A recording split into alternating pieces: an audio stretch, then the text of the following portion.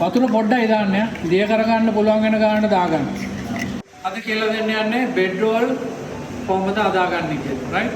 ඒකට අවශ්‍ය කරන ඉන්ග්‍රීඩියන්ට්ස් මොනවද? ලා හොඳට හලාගත්ත පිටි ග්‍රෑම් 200යි, මාජරින් ග්‍රෑම් 15යි, sugar ග්‍රෑම් 15යි, yeast ග්‍රෑම් 5යි, salt ග්‍රෑම් 3යි, වතුර 135 ml.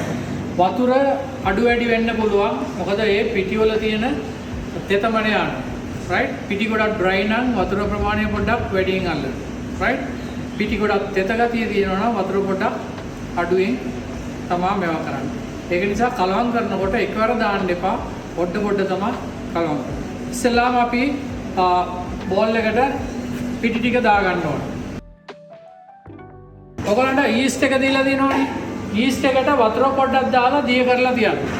වතුර පොඩ්ඩයි දාන්න. දිය කරගන්න පුළුවන් වෙන ගානට දාගන්න. right. දැන් අපි බෝල් එකට දාගත්ත පිටි ඊළඟට ඒකට දාගන්න මාජරින් ටික, sugar ටික, හොඳට මාජරින් ටිකයි sugar ටිකයි කලවම් කරගන්න. පොඩ්ඩක් වෙන වගේ ඇති ඊස්ට් එක. ඒ කියන්නේ හොඳට ඇක්ටිව් වෙනවා ඒක. right? ඇක්ටිව් වෙන ඉඳ තමයි එහෙම පෙන වගේ එන්නේ. දැන් ඊස්ට් ටික උඩ කලවම් කරගන්න. ඊස්ට් ටික ඔක්කොම හොඳට වැටෙන්න ඕනේ. නැත්නම් ප්‍රූව් වීම අඩු වෙනවා. right. දැන් ආයෙත් හොඳට කලවම් කරන්න. දැන් salt ටික දාගන්න. ආයෙත් හොඳට කලවම් කරන්න. දැන් වතුර පොඩ දාලා හොඳට අනන්න. හොඳට කලවම් කරන්න. බෝල් එකේ අල්ලන්න එපා. ඔක්කොම හොඳට කලවම් කරලා ගන්න. අඩියෙම ඇලෙන්න දෙන්න එපා. වතුර එකවර ඔක්කොම දාගන්න එපා. පොඩ දාගන්න. ඩෝ එක හොඳට ඇනුනම බෝල් එකෙන් එළියට ගන්න. ටේබල් එකට දාගන්න.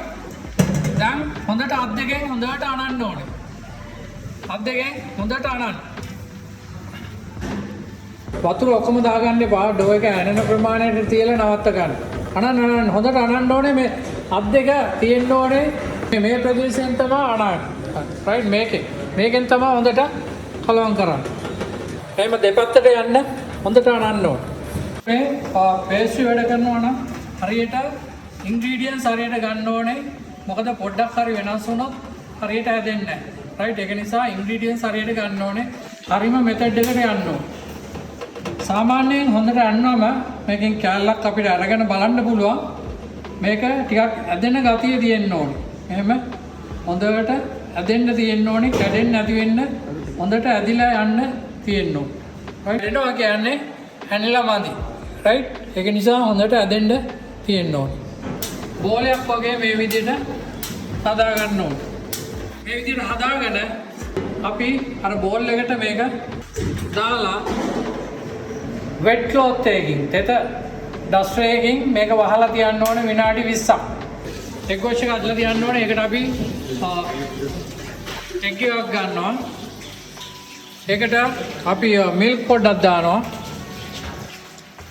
sugar පොඩ්ඩක් දානවා. දාලා හොඳට කලවම් කරගන්න.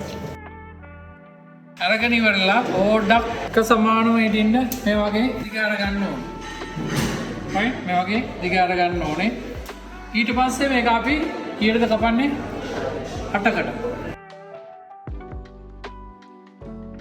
ඊට පස්සේ අපි මේක එහෙම තියලා අපි බලන්න ඕනේ පොඩ්ඩක් පොඩි වැඩි නම් පොඩ්ඩක් වැඩි එකෙන් පොඩි එකට පොඩ්ඩක් අඩු කරගන්න ඕනේ. මේක අරගෙන හොඳට එහෙම ලස්සනට මේක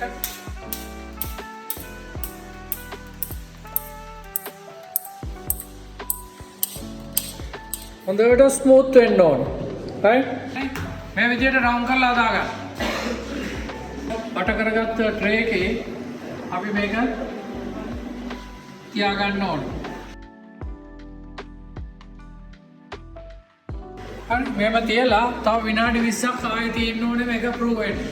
මේක මේ යට ඉඳලා උඩට වැඩි තද කරන්න එපා. right? වැඩි තද කරන්න එපා. යට ඉඳලා උඩට එග් වොෂ් කරන්න. right? oven එක ප්‍රී හීට් කරගන්න ඕනේ. මෙතෙන් දානවා. right? ඊළඟට අපිට ඕන හීට් එක. අපි ගන්නවා 180. 180 දාලා අපි මේක මේ විදියට තියෙනවා. එතකොට මේක 180ට ගාන්න රත් වෙනවා.